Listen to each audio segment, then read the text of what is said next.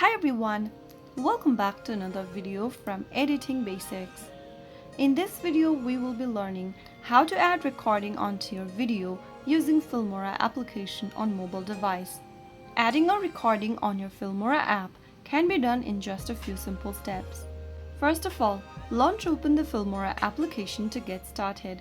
As soon as you open up the app, tap on the New Project button or open up an existing project. Once you open up an existing project or add a new video clip you want to edit, go ahead and click on the audio option at the bottom of the screen. From the audio option, tap on Record at the bottom right corner.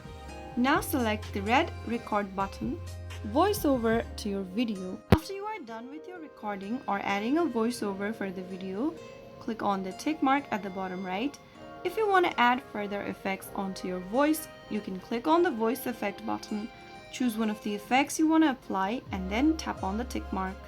After you are done with the recording, you can now export your video by clicking on export at the top right corner and save your video onto your mobile device or share it with other social media platforms. That way you will be able to add recording or a voiceover on your Filmora application.